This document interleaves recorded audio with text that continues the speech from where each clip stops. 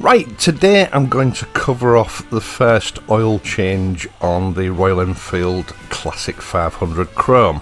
I will make separate videos covering other service procedures. This is just an oil and filter change. But before I get started on that, the spare key that you've seen in some of the clips that I've shown, like this one, it's not possible for me to go out and shoot some ride footage for every single video that I make. I had several filming sessions in the first sort of week that I had the bike, and at the time I hadn't separated the spare key from the ignition key. And no word of a lie, I must have had about 60 comments about this. So just to explain, I have now put both keys on separate key fobs. The spare key wasn't causing any damage to the handlebars because it had a silicone sheath over it, which I'm really surprised the people that have commented didn't notice. Also, the key is made from aluminium, which is a very soft metal, and chrome is a very hard metal. So even without the sheath, it wouldn't have caused any damage. But just to be clear, the keys have now been separated, and I leave one at home when I go out for a ride on the bike, and the other one obviously I use in the ignition of the bike. Let's get on. Now, the current Bullet 500 and 350 engines are relatively new engines. They're not the original lump that Redditch were turning out back in the 1950s. This particular single cylinder unit was introduced about a decade ago in order to keep up with environmental legislation. Now, the Bullet is a bike that has reached cult status in its domestic market, the Indian market. And when Royal Enfield developed this engine, they purposely built in some traits and design features that mimicked the old pre-unit lump in an attempt not to alienate the domestic market, because that was still their biggest market. They tried to keep the characteristics and maintenance features of the older engine as much as they could, so that it didn't appear alien to returning customers. And so to that end, anyone who is used to performing an oil and filter change on modern bikes, especially Japanese bikes, are going to find this very different from what they're used to. Now, for a start, and I know this isn't totally unique, it has an internal oil filter. I know some modern bikes do still utilise these, but I've looked back through my memory and I can't remember ever changing a filter on a bike that wasn't a spin-on canister type. This filter needs to be replaced with the oil change, but there is a second filter. Now, this is a strainer that is designed to protect the oil pump from particulate matter in the oil. And this needs to be removed with every oil change, inspected and cleaned and then replaced. Not something that I've come across on bikes before. Now, as you would expect, at the rear of the engine block it has a standard sump plug for draining the oil. Now, before 2012, this was the only sump plug that you had to deal with. But Royal Enfield obviously realised there was an issue in draining enough oil out during an oil change through this sump plug. So after 2012, they added a secondary sump plug. And this actually allows you to drain about another half a litre of oil, which is quite a significant amount of oil, especially when you consider that the total oil capacity of this engine is only about 2.7 litres. That's near enough 20% of the entire volume. Now, having said all this, yes, it does seem a little bit more complicated than an average motorcycle oil and filter change, but it's still well within the capabilities of your average DIY mechanic. To carry out this oil change, I used a genuine Royal Enfield cartridge oil filter. The fibres that these filters are made up from need to be pre-soaked in oil for at least 15 minutes before installing them on the bike. If you don't do this before installing it, there is a danger that the engine may suffer oil starvation in the first couple of minutes after startup.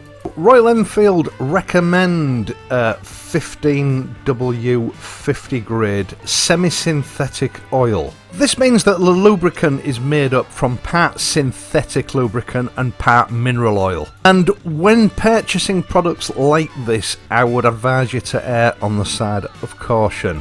As far as I'm aware, and certainly the last time I checked up on this, again, there's no industry standard as to what a semi-synthetic is. A semi-synthetic can be 95% mineral oil and 5% synthetic, or it can be 95% synthetic and 5% mineral, or anywhere in between. So my views on semi-synthetic lubricants have always been that there is a huge margin here to get ripped off. The cheaper brands invariably have a high mineral and low synthetic ratio. Take my advice and buy the best semi-synthetic you can afford from a trusted, reputable brand. Trying to be economical with semi-synthetic lubricants is usually a false economy. I stick with Silcoline and their comp for semi-synthetic. Silcoline pioneered the development of synthetic lubricants. They were literally decades ahead of everyone else when synthetic lubricants first became a thing. They have a huge reputation to uphold. They're also a company that specialises in motorcycle lubricants. They don't make lubricants for cars or any other sector of the motor industry. And I personally always reason that if you are just concentrating on one discipline, you are going to be far more competent at that one discipline than companies that are sharing their attention between several different disciplines. Right, so once you've got your filter soaking in oil, put it to one side somewhere where it's not going to get kicked over. And it's time to get on with the job of dropping the old oil out of the bike engine. Now, I more or less followed the Haynes manual for this procedure, and I'll leave a link for that manual in the video description for anyone that wants to use it. The first thing that you need to do is remove the oil filler cap. This allows the engine to vent so that the oil will flow out easily. Now, it is customary to start the engine up and allow the oil to warm up before carrying this procedure out. I know some people do it and some don't. If you do, make sure that you allow enough time for the oil and parts of the engine to cool. The last thing you want is to be nursing some severe burns. Starting with your primary sump plug. Place a suitable container underneath the engine to catch the used engine oil and remove the primary sump plug. Allow the oil to continue draining for a few minutes until it slows down to a moderate drip. Then you can turn your attention to the secondary sump plug. Carefully remove the second sump plug and again allow the oil to flow out until it slows down to a trickle. When it has slowed down, it's time to turn your attention to that secondary filter for the oil pump. Now, to get at that, you need to remove two bolts from what is essentially a faceplate. This is situated about midway between the two sump plugs on the underside of the engine on the right hand side near to the rear brake assembly. Carefully loosen off both bolts. Now, in order to get this off, it is better to put some finger pressure in the middle of the plate while you unfasten the bolts to hold everything in place until one of the bolts has been removed completely. You can then allow the oil in that filter to flow out into your container and wait until it's slowed down a bit before removing the other bolt completely. It just helps to make the job a little bit less messy. You can then remove the second bolt and remove the faceplate. This procedure is, I think, the fiddliest part of the whole job because you're working blind for most of it. But all that it really requires is a bit of patience. Now, I have spoken to a few technicians that work on these bikes, and some of them don't think it's necessary to actually clean this filter. And generally, they don't bother with it after the first service. And I have to admit that on inspection there was little or nothing on this screen. But at the end of the day, removing it, inspecting and cleaning it, and then reinstalling it only adds 10 minutes onto your oil and filter change. You're going to have to wait about half an hour for the oil to completely drain before you can continue with this procedure, so you may as well do it.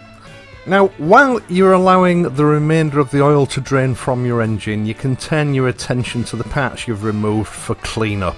The strainer faceplate and the primary sump plug both have magnets fitted to catch metal particles. By and large, this should only be metal dust. Now, on first inspection, it might look like there are actual shards of metal protruding from these magnets.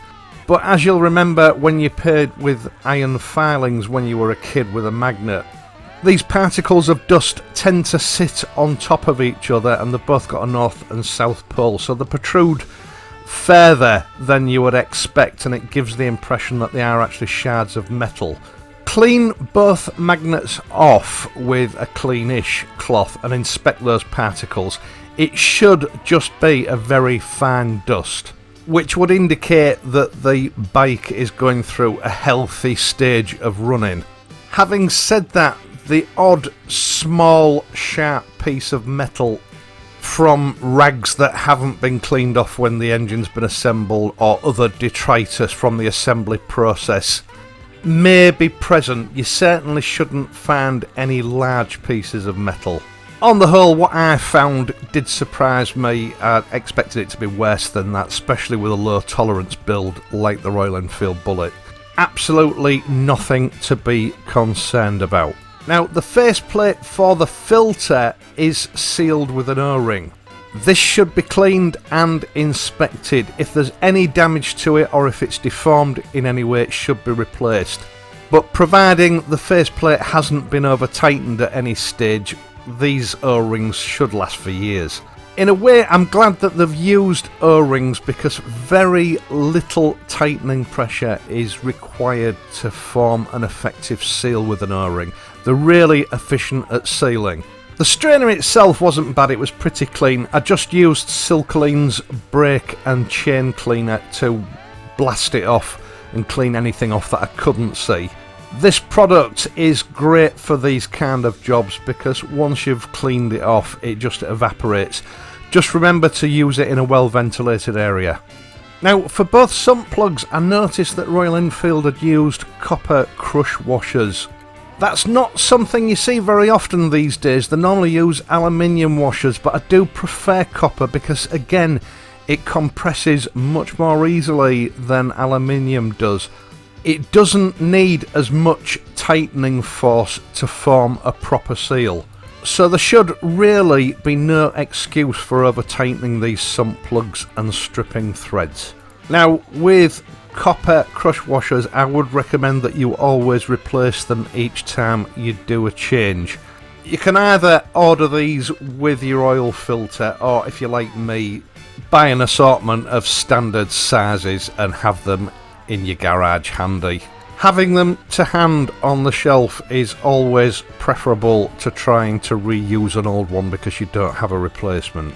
Right, so you've now got all these parts ready for refitting so that you can then move on to changing the oil filter and getting some fresh oil in the bike. There's just one more thing that you can do with the Bullet that you can't do with most bikes to ensure that you've got a maximum amount of the old oil out of your bike before refilling.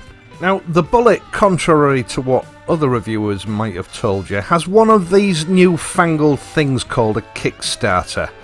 And you can use this to turn the engine over and pump out any oil that's still lurking inside. Now, you must not start your engine up, so I would make sure that your ignition is off before doing this. And pump the Kickstarter about 20 times. Wait until it stops dripping again and then repeat this, and repeat it up to 3 times. I mean, it sounds like a lot of work, but in actual fact it's only a 10-minute job.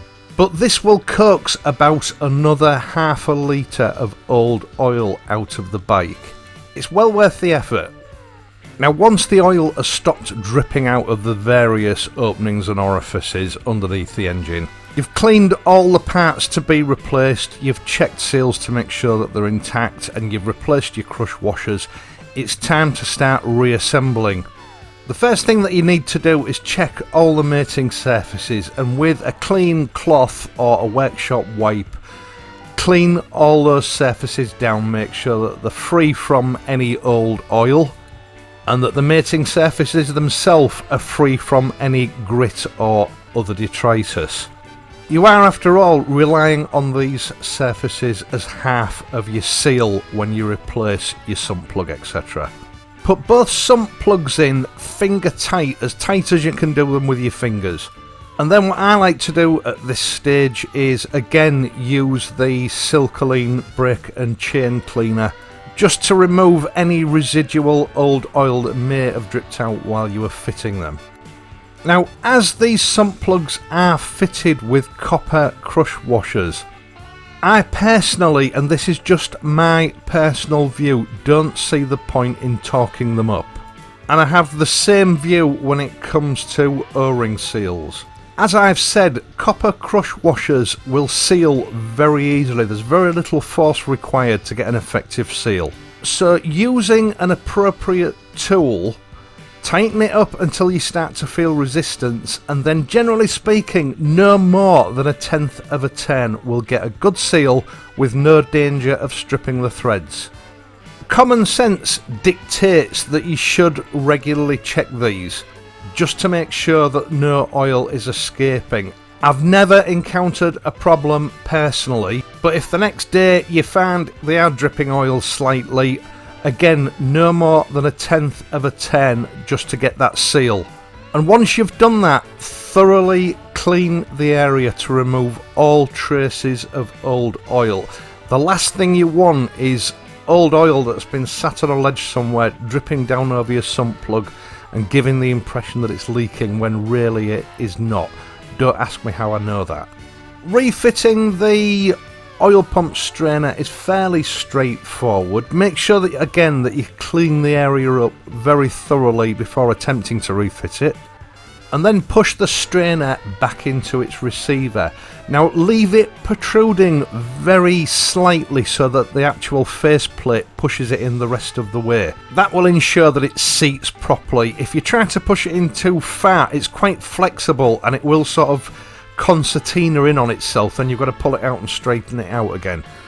And then holding the faceplate in place with your fingers, reinsert the bolts and finger tighten them up. It's important that you tighten them up evenly. You don't want more pressure on one side than you have on the other, remembering that you've got a rubber O-ring in between the two. Again, with an appropriate tool, tighten them up until you start to feel resistance, and then about 1/10 of a turn. I didn't have any problems and you shouldn't either. After you've done that, it is sensible. Again, I used the Silcoline brake and chain cleaner to give the whole area a thorough cleaning so that it's totally oil free, which goes a long way to saving you any imaginary headaches in the future. Now, before we can refill the engine, of course, we have to tackle that oil filter. Take a decent sized wad of rag or workshop wipe and wedge it between the engine casing and the exhaust downpipe. There's going to be about an egg cup full of old oil in the filter housing, which will dribble out when you unfasten it.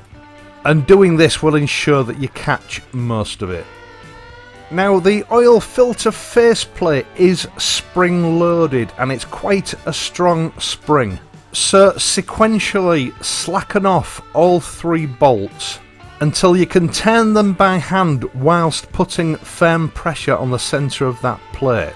Maintain that pressure while you remove all 3 bolts. You can then remove the faceplate assembly. Then using your little finger, reach inside and withdraw the oil filter. Now, right at the very back of the oil filter receiver there will be an old O-ring. The new oil filter comes complete with 2 replacement O-rings. Do any cleanup work that you need to do, And make sure that you remove the old O-ring ready for the receiver to receive the new one. As I said, the oil filter comes with 2 replacement O-rings. One goes in before placing the oil filter in. You need to be careful to make sure that this is seated properly. Push it in as far as you can with your finger, and there's a sort of a shoulder right at the very back of the aperture. And I just very carefully used the handle of a ratchet to coax it into place and make sure that it was seated right against the back wall. The second O-ring is supplied to replace the O-ring that is on the faceplate assembly. Now, when it comes to replacing this component, you need to make sure that that O-ring stays put. I just used a tiny blob of RG2 grease spread around the outer edge of the pressure plate in order to hold the new O-ring in place while you reassemble. You don't need much, just a tiny amount spread evenly around the outside of that plate to stick the O-ring in place. You can then take your new pre-soaked oil filter and place it into the aperture. Now, as I said, at the back there's a sort of a shoulder which it will catch on if you don't insert it properly. Just jiggle it around a little bit and make sure that it goes right back to the back wall against that O-ring. Make sure that you've got your bolts for reassembly handy, and then carefully insert the pressure plate on the faceplate assembly, and whilst maintaining pressure with your fingers, reinsert all the bolts and tighten them up finger tight. And then it's exactly the same procedure as before. You've got an O-ring seal on this. It doesn't take a lot of pressure to get a good effective seal. Using an appropriate tool, tighten it down until you feel resistance, and then a 1/10 of a turn only. I mean, when I'd completed this job, I took the bike for about a 20-mile run. I think a lot of people would consider that I hadn't tightened these up enough in order to form a good seal, but not one drop of oil leaked out of any of these fasteners. I checked underneath and I checked all these seals again the following day, not one drop of oil. So remember, tighten them up until you feel resistance, and then a 1/10 of a turn at the most. Now, some of you might feel that I've changed my angle slightly over torque values, but seriously, I've had so many people, for whatever reason, trying to tighten fasteners up to the correct torque measurement, especially with steel bolts into alloy threads, and they've stripped the threads or snapped the bolts. I don't know what people are doing, but I think this is just a safer way of advising people. Right, now it's time to refill. We're almost there. I had 3 1-litre bottles of this Silcoline lubricant, and if you remember, I dispensed about half a litre into a jug to pre-soak that filter. So I poured that jug into the engine, and then the remainder of the bottle that oil had come out of. I then opened a second bottle and poured in a 2nd litre of lubricant.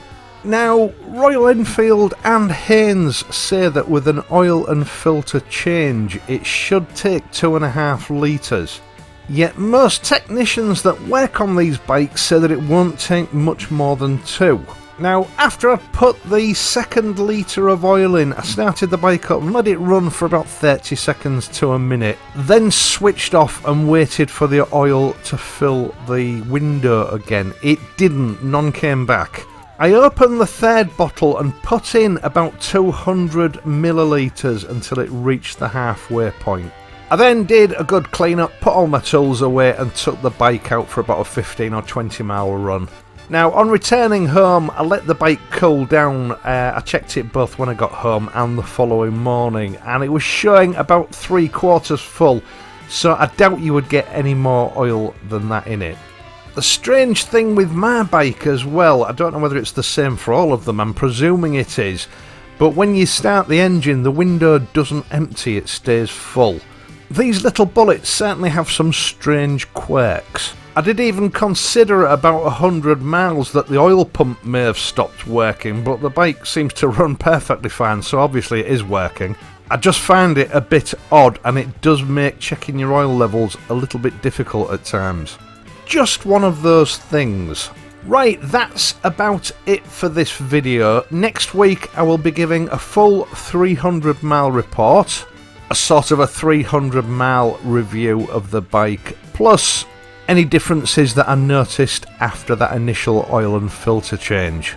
I do sincerely hope that you've found this video useful and you've enjoyed it. If you have, please leave a like and subscribe to the channel.